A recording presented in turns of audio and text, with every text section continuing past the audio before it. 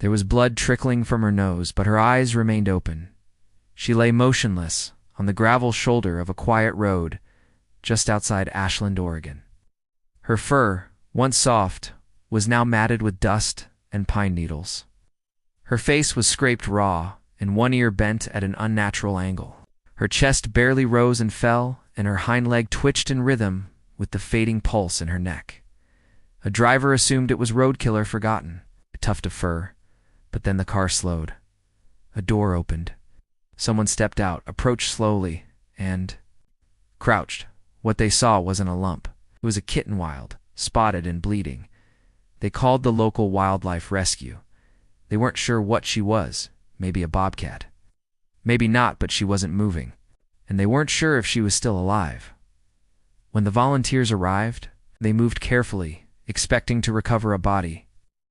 But as one knelt beside her, a single eye fluttered just slightly, as if she was trying to stay awake. One eye. No sound. No movement. Just a stubborn little spark refusing to go out.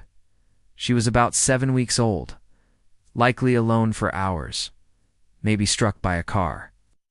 No signs of a mother nearby. They wrapped her in a thermal blanket, stabilized her neck, and gently lifted her onto a stretcher. Blood continued to leak from her nose. Her jaw hung still. Her tiny paws curled inward. The drive back to the rescue center was tense. One volunteer monitored her breathing. Another checked her pulse. She didn't cry. She didn't hiss. She just stared at the center. They placed her under soft lighting, started for fluids, and called in a specialist. The diagnosis? Head trauma. Possible internal bleeding. Likely neurological damage. They weren't sure if she could see. They weren't sure if she'd ever walk again. No broken bones. No external wounds. Just the kind of damage that changes everything silently beneath the surface. They named her Willow. She lay curled in the same position for hours. Muscles locked in tension, eyes open but unfocused. Volunteers whispered her name, gently wiped her face, and waited. They didn't know if she'd ever wake fully. Finn had already been at the rescue center for a week. He was a 4-month-old border collie pup, found on an abandoned farm, left behind and forgotten. Thin, fast, and skittish. He flinched at loud sounds and barked only when cornered. The volunteers called him sweet but cautious, always circling, always watching. But the moment they carried Willow in, something in him changed. 2 volunteers moved quietly through the corridor, carrying her in a blanket. Her head drooped, her body limp, dried blood still on her face. They placed her into the medical kennel just across from Finn's. The doors clicked shut. The lights dimmed. Finn froze. His ears dropped. He backed into the far corner of his enclosure, breathing fast.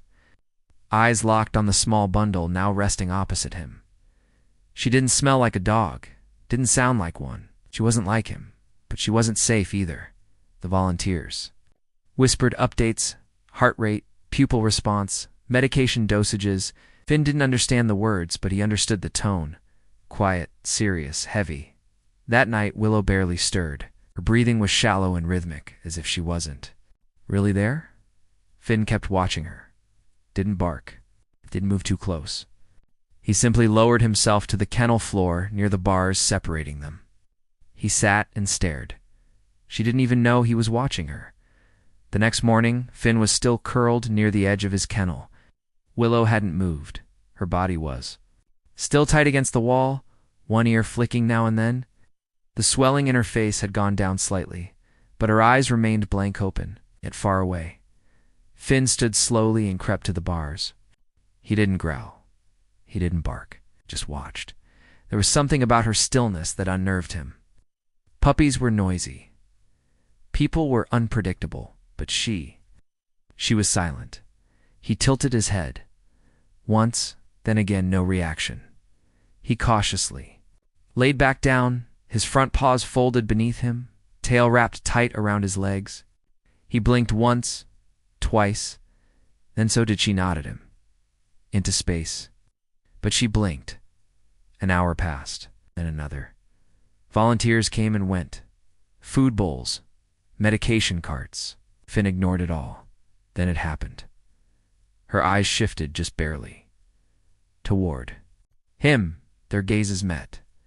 There was no spark, no change in posture, just a long, heavy look. Then she turned away and sagged just slightly, like she had exhaled for the first time in hours. Finn didn't move. He didn't understand her silence. He stayed. On the fourth morning, volunteers arrived early. They spoke in whispers near Willow's kennel. One carried a gray travel crate. Another wore a stethoscope. They opened her gate gently. She didn't resist. Her body was slack as they lifted her onto a padded board and slid her into the crate. Her head tilted sideways. They latched the door and covered it with a soft towel. Across the aisle, Finn stood instantly.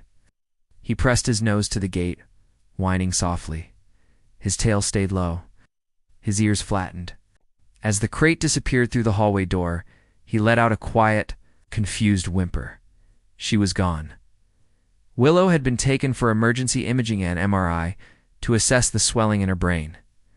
Back at the center, Finn didn't settle. He sniffed her old spot, lay down beside the divider. When his food came, he didn't touch it. "She'll be back soon," the volunteer whispered, but he didn't move. Late that afternoon, the hallway door creaked open.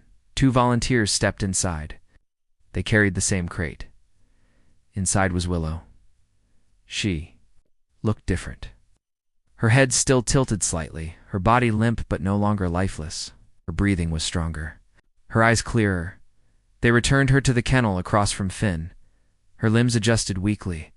Her eyes didn't meet his. Not at first, but eventually she turned. And for a long time they just looked at each other. It wasn't play. It wasn't love. But it was something. By the end of the week, something had shifted.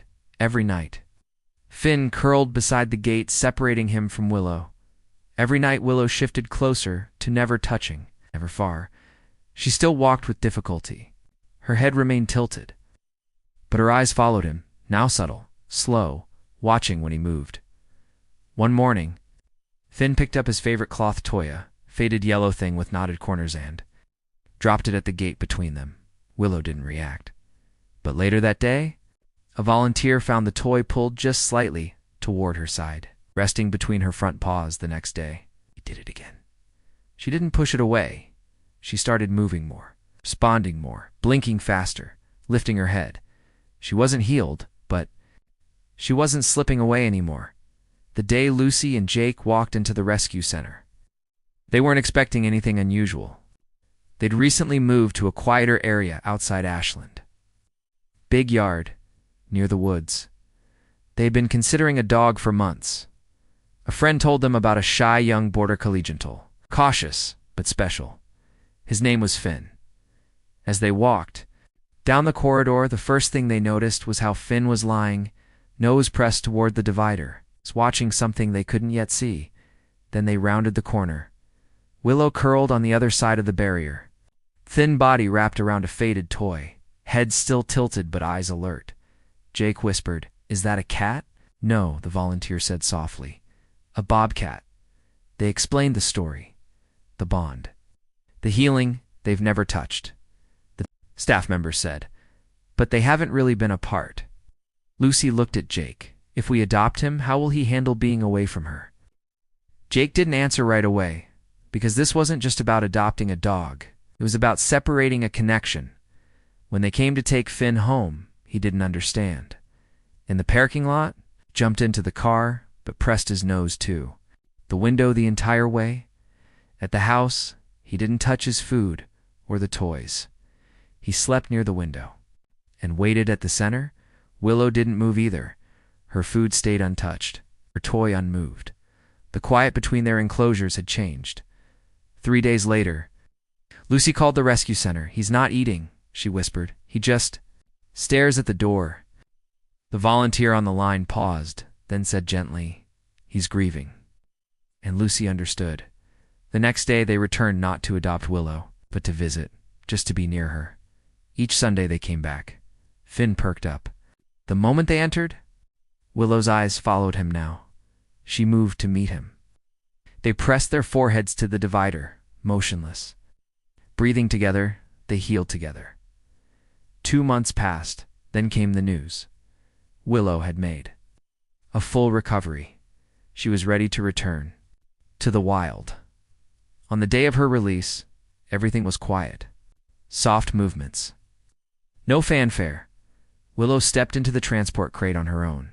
Her coat shone, her body strong. At the end of the hallway, Finn sat watching still, focused, accepting. Double quotes, "You did good." Lucy whispered to him. The crate door clicked. Shut. No speeches. Just the sacred act of letting go. Because sometimes healing isn't forever. Sometimes it's enough just to have helped.